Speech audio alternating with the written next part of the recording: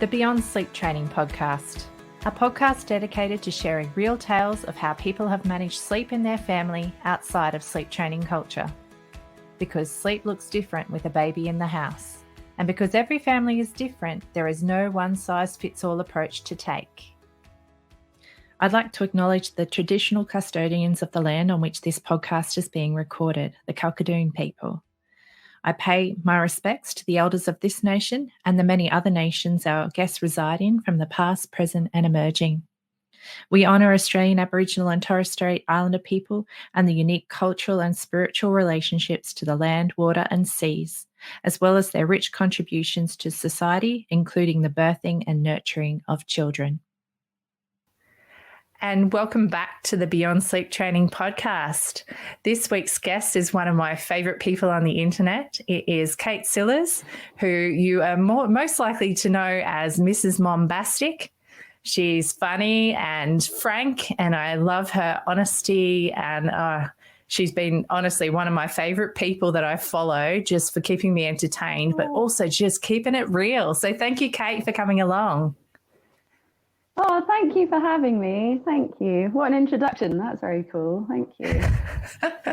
No, it's been awesome because sometimes it's like, I know when I was first doing online stuff, it almost felt a little bit lonely being like the person talking about, you know, parenting with the bed sharing and breastfeeding and things like that. There actually wasn't that many of us talking about our own personal experiences. So when you sprung up, it was just like, yay. And then when you were awesome, it was double yay.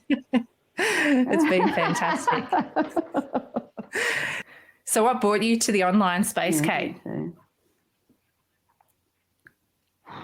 What in the first place? What brought about Mrs. Mombastic? It's been quite a journey, really. It actually started out as a fitness blog. And it was me sharing videos of me working out with my daughter in a baby carrier and using exercise as a form of, to help with mental health, to help mothers with postnatal depression. That's how it started. And then it grew into something very, very different. And so when you first had your little girl, your first baby's a girl, isn't she? Yes, sorry. I'm just second's a girl, first boy, second girl. First boy, second girl, sorry, getting it right for you. So when you were having your first baby, did you have any idea about how you were planning to parent, particularly around sleep at all? I was very, very sure that he was going to be breastfed 6 months. That would be it. He'd be in his own cot. I wasn't going to be wrapped around his little finger. He wasn't going to control me. I was going to be the one in control. And I had very different ideas to the route I ended up going down. So tell us, so when he arrived, was it like an instant shock, or did you have a bit of a honeymoon period with him? No, actually, no, I did. So the first 6 weeks, he slept really well, but he didn't take to breastfeeding very easily. It was a real struggle. And he would just cry all the time. He refused to latch. So the only way I could get him to latch on would be by rocking him to sleep, which would take hours sometimes. And then when he was asleep, he'd then latch on. And he'd be screaming, and I took him to the doctors. I can't even tell you how many times. And they're like, well, he's putting on weight. Everything's fine. So you're obviously doing something right. And I was exhausted. I was miserable. And I just remember thinking, well, there's something not quite right. And I took him to, and then the not sleeping started. So the rocking all day then turned into rocking him all day and all night. So I'd be up at 3 o'clock in the morning, singing, rocking, getting him back to sleep, letting him latch on. And I think eventually we got to about 6 months. And my mother had been saying, go to your local leche league, go to your local leche league. And I kept saying, no, I'm going to be fine. I'm going to get him in his cot and everything's going to be great. And it was there at eventually I listened to my mother. I went to the leche league and they showed me some different positions. And it was within a day, 24 hours, he was then latched on properly. I had strong letdown. So I just needed to work out how to, get him to feed using gravity, so I'd be lying on my back, and he latched on beautifully. But then we started to think, okay, well, now he needs to be going into his own room, he needs to be in his own cot, and we started sleep training at that point. I attempted to sleep train at that point. And how did it actually go for you? It was awful. It was really awful. And I remember thinking, this just doesn't feel right. And it was actually my ex-husband now, but we were very much on the same page parenting-wise. I was very lucky, really, with the people around me. And he was very, very supportive. And he was the one that says, if this doesn't feel right, then what are we doing? Why are we doing this? And it was then that I said, okay, we'll bring him into our bed, and then that was, flop a boob out, and he'd latch on, and everyone was sleeping. I actually had a next to me cot at that. He was the one who modified the cot, took the sides off, made it so it was the same height as the bed, and pushed it onto the bed, and that's how we all ended up sleeping. And did you get some more sleep when you started bed sharing like that? Oh, it was life altering. Just going from fighting it, I was fighting everything all the time. Everything was a battle from, and then it was the same with everything, with potty training, with everything. Everything was a battle. I was like, no, you have to be potty trained. No, you have to wean like off the breast. No, you have to sleep in your own bed. And it was only when I started going with it, I was like, they all get there eventually. And you started to find your groove. Battle when you work together. Yes, exactly. I did start to find my groove. And and I think we put so much pressure on ourselves to meet milestones, to, thinking, they need to be in their own bed, or they should have stopped breastfeeding by now, or they should be potty trained, or they should be eating more food. Why not just follow their lead and let them show us when they're ready to do it? Because they'll do get there eventually. They really do. And so you started the bed sharing at night, and that was obviously going to give you a whole lot more rest. What was happening during the day at this stage? Yeah. Sorry? How was like day napping and things like that being handled at that stage? On me. On me. And how did you feel about it? Were you able to relax into it, or was it something that you found challenging? I didn't mind it. I was okay. I know that some people did find it hard. I actually found it much harder second time round, having a baby that wanted to nap on me all the time, because then I had a toddler that was destroying everything in the house and running around and taking out toys, and the washing up would be piling up, and it was definitely much harder second time round to relax with a baby that didn't want to go down. Did you find baby wearing was helpful for you at any stage? Yep, exactly that. Baby wearing, that was what got me through. And I remember I'd be taking my son into preschool, and I'd literally just have my daughter in a sling. She'd be my boob would be out. She'd be feeding. I had a scarf over her head so that people couldn't see. And I remember people would joke about the fact, we'd even go to our local pub and have a bowl of chips. She'd still be in the sling, scarf over. And people would joke that they didn't believe that I even had a baby. They just say, well, surely there's no, we haven't even seen this child for like the first probably year of her life. You're like, well, the feet are there, and she's quiet because she's got boob going on. I know. That's and awesome. People would come over and go, oh, can I see? And they'd lift up the scarf and go, oh.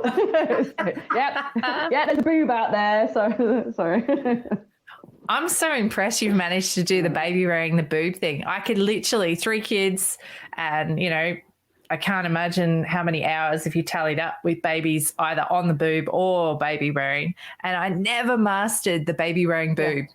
So impressive, very impressive. I had massive boobs back then. There's an ongoing joke. So they were maneuverable. I could literally move them into any, like I could have one literally in the center, like a cyclops, but with a boob in the middle. I've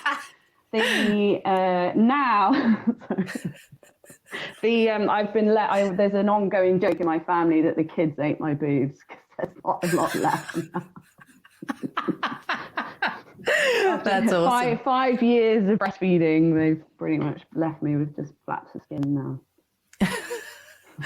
Ah, dear, the things that happen, hey?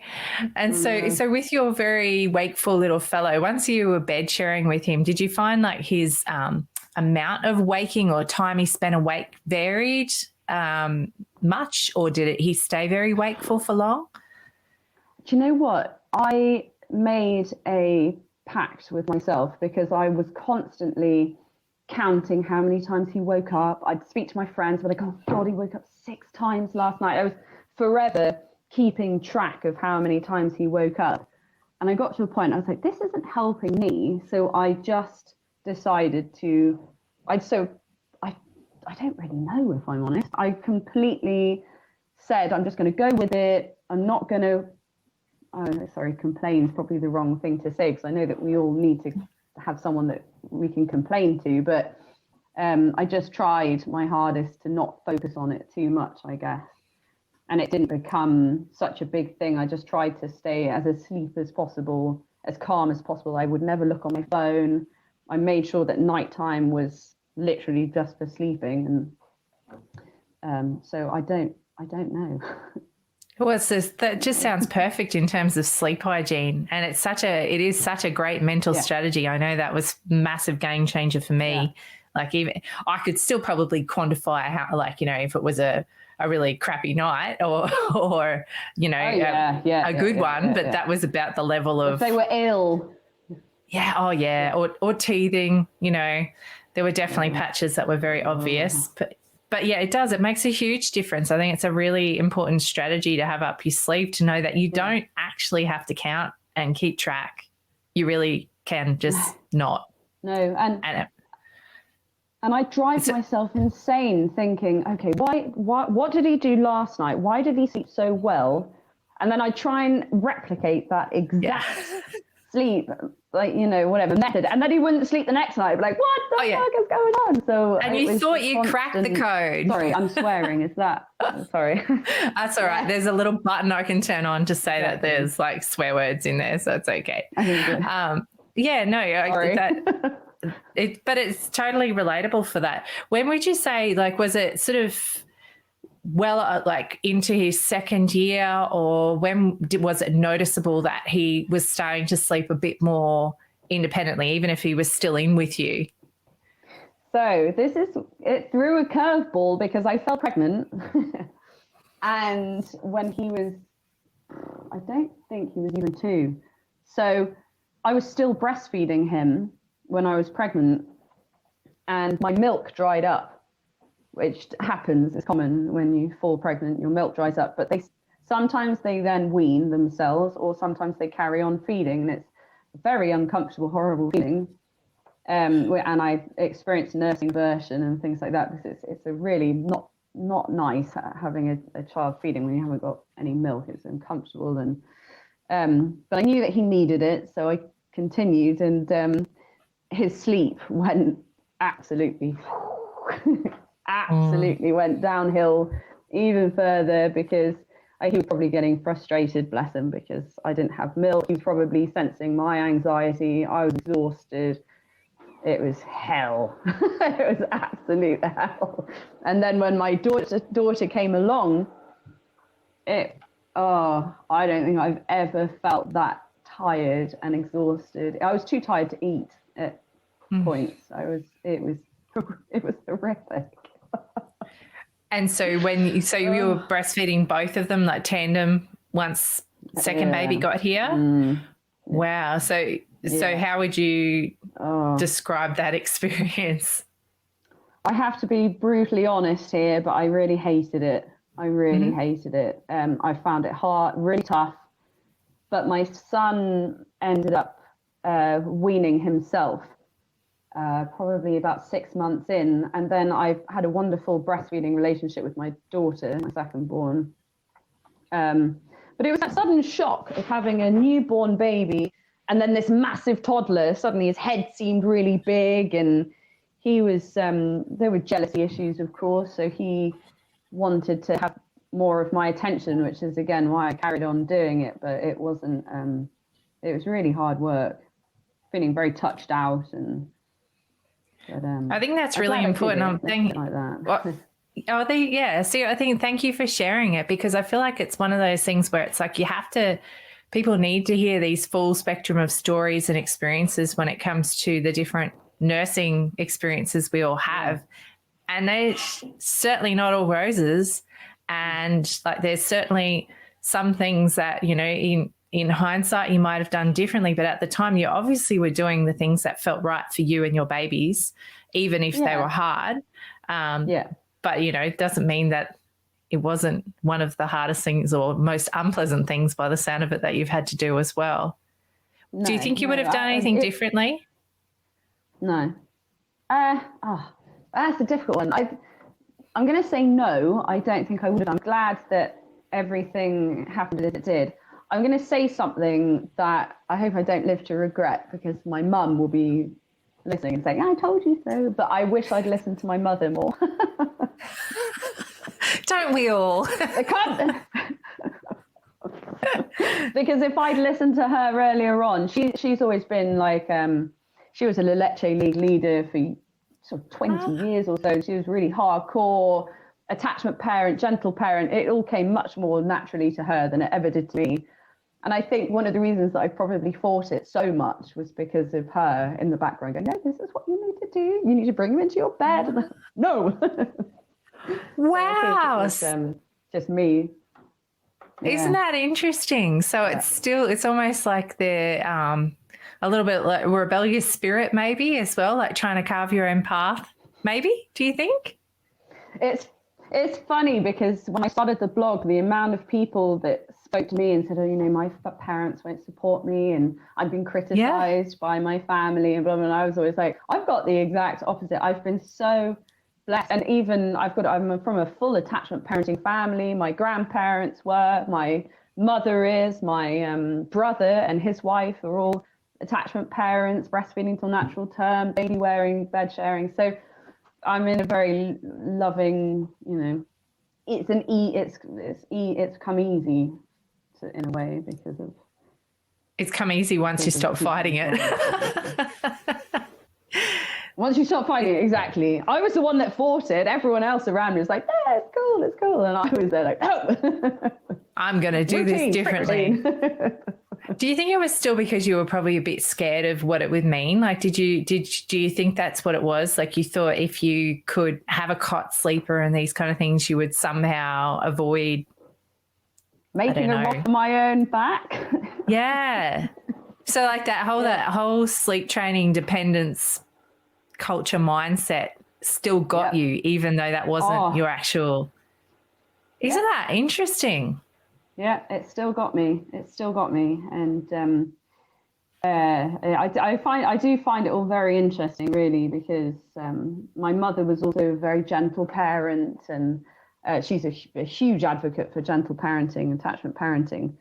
And I hear a lot of people talking about how they get very stressed and they have anxiety issues because they didn't have it. They come from very strict backgrounds, and I have the same issues, and I came from a very gentle parenting background. So whilst I think that she gave me wonderful foundations for those early years, you can't help what happens to you then along the way, what happens to you in your teenage years, the trauma that comes in. It's inevitable. So we can just do our best to give them the best foundations by giving them those early attachments. And it's the things to fall back on, isn't it? Set them off into the big wide world to fall back on. And that's why I'm such a believer in all of it now, is I think she gave me such good foundations in those early days that, I still remember breastfeeding. Oh, really? So when did you wean? I was shocked by. I was 4. Wow. And what are your memories of it? Yeah. just the feeling of comfort. I don't remember the physical act, but I remember the feeling of comfort. I remember asking for it.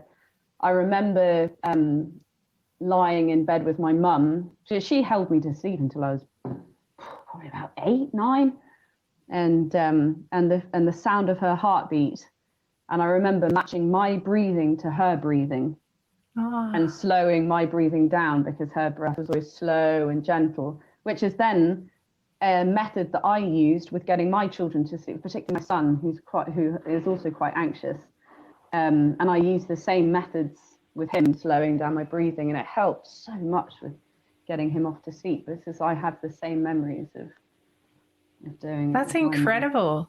I feel like we need to get your mum on the podcast. Yeah. I'd love to hear her story as well, especially if you're saying it's like been a few generations of parenting in this way. Like it's kind of, we definitely haven't really had that kind of story to give a bit of the backdrop before. So thank you for sharing it. Hopefully your mum doesn't mind that we've been able to hear about it too, but it's pretty sweet. No, she'll love it. She's so proud. She's so proud of it. Oh, good. Yeah. Honestly, I think she sounds fantastic. I'm going to have a chat to her when we get off air to see if we can catch her, I think. Because I do think that generational thing is really important because it adds that context too, where it's like I think sometimes we feel like we're a bit carving new paths and things like that. But there's been trailblazing women for generations who've been trying to, or some people never went for it, I'm sure, in Western society. And perhaps it's even more impressive that they managed to stay away from it. Although I know for us, we have social media to contend with and whatnot. So it's kind of, information comes at us in different ways now. Yeah. Well, she was very much, whenever we went anywhere, if the topic of breastfeeding came up, she would get so aggressive. She'd be like, no, my children were breastfed till they were 4. And I could never understand why she would take things so personally when people were like, oh, that's disgusting. Why would you do that? And I could never understand it. It's only now as a mother myself, I'm like, oh, okay, yeah, now I get why you would get so upset about it. So yeah, she would have had to defend herself, and actually, I'm sure. When I was pregnant, she did. Yeah, she did. All the time having to defend herself. So I can understand why she gets so funny about it. But my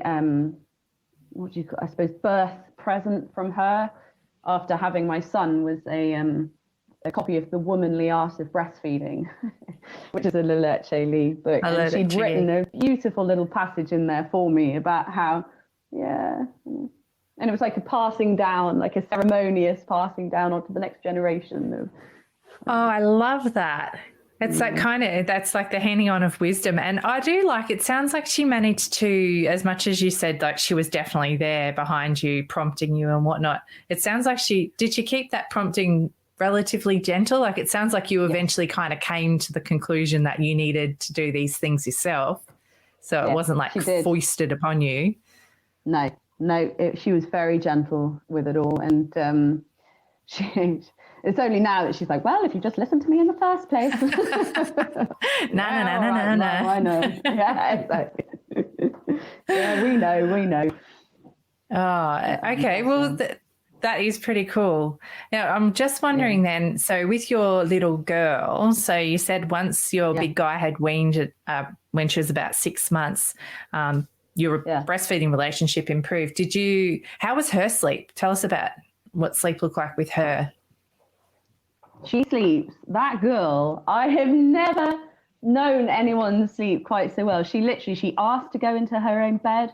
She sleeps through, even as a breastfeeding toddler baby, she'll sleep probably 6:30 till 7:30 every single night in her own bed. And my son still gets up to sneak into bed with me now.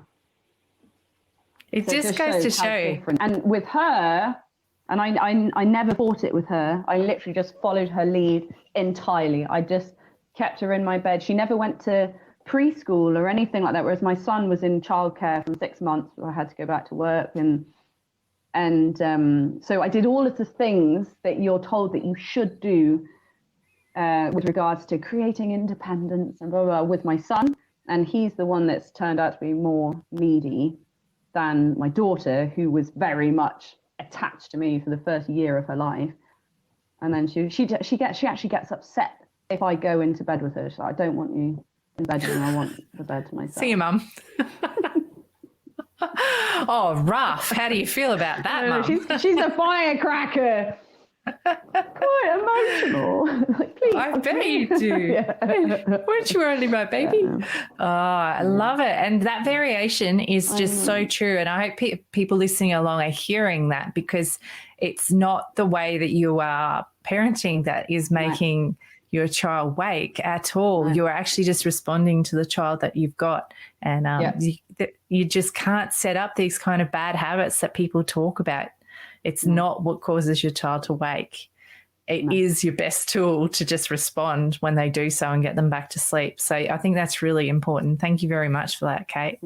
And I'm just looking at our time, and we're getting close to the end of our episode. But before we finish things up, I love asking people if they would mind sharing a tip for the week. So something that you would like the listeners to take on board, perhaps. What would your tip be?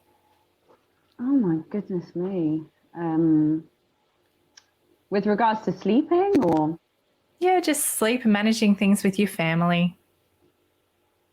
I think just take it as it comes. You know, you can plan and prep and worry until, the amount of guilt I've felt over the years of, fear of if I lose my temper, for example, with a child, if they're going crazy, I'd always then be so hard on myself about it. But I think, we're only human too. As we're being gentle with our children, we also have to be equally gentle with ourselves. And that's something I've always struggled with. I've always been quite hard on myself as a parent. And I think the more that you can just let it go and apologize, for example, if you lose your temper or if you do something that you think maybe you're a bit out of line, and just go easier on yourself, then the easier you are on yourself, actually, it ends up being a domino effect, and you end up being far easier on the children too. You don't have to put all that pressure on yourself. And I think that's really good advice, because we are like, people can be so hard on themselves. And I think that's the thing with this quest to be perfect. Yeah. There's no such thing as perfect. Yeah. And so it's actually quite a gift to give our kids that. People who, like for the kids to know that we're not perfect humans either. Who consider themselves gentle parents. Yeah, exactly. I think I was just going to say, I think it's a big thing with people who follow a gentle parenting, way of doing things. They're actually really quite hard on themselves, because they feel like they're constantly trying to break generational, like the trauma that they experience as children, but they end up being so much harder on themselves. But I think I'm such a big advocate for being gentle on yourself as well as being gentle on the children. It's really important, I think too, because if we're showing our kids that the things that our kids learn are from seeing and watching and mimicking. So if they're witnessing us being so incredibly hard on ourselves, we're basically passing that along to them as well. So being able to be a bit compassionate and gentle on ourselves and forgiving of ourselves, it's a huge gift to give them as well, to know that it's okay to mess up and say sorry. Yeah, exactly. Yeah. That's a tool that many adults don't actually possess, so that's a good thing. It's definitely a good thing. Absolutely. But I think even knowing those things, it's still that, like, it's almost like that then becomes the next thing that we pressure on ourselves to do better about. So we can always find something. Oh God. Anyway, I have really enjoyed talking to you for our episode today, Kate, and thank you so much for the work that you do online. Mrs. Mombastic's one of my favourite places, like I said at the start. And keep being you, keep being honest. And if people listening along don't yet follow you, we can find you on Facebook and Instagram. Is there anywhere else, Kate? Yeah. No, that's it, I'm afraid. Perfect. No, I'll drop the links to both of those into our show notes so people can find you there. But thanks again for sharing your story. Sure. And I'll have to chat with you about getting your mum on. Thanks very much for listening, Yes. everybody. Oh, she'd love it. Thank you. Bye. Thank you very much. Goodbye. Thank you.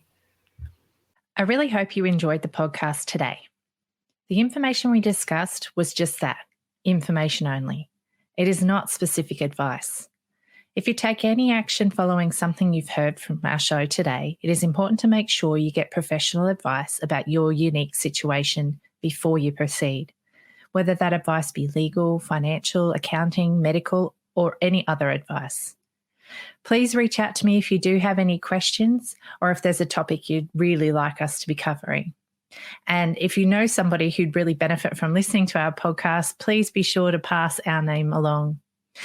Also, check out our free peer support group, the Beyond Sleep Training Project, and our wonderful website, www.littlesparklers.org. If you'd like even more from the show, you can join us as a patron on Patreon, and you can find a link for that in our show notes. If listening's not really your jam, we also make sure we put full episode transcripts on our Little Sparklers website for you to also enjoy, and fully captioned YouTube videos as well on our Little Sparklers channel. So thanks again for listening today. We really enjoy bringing this podcast to you.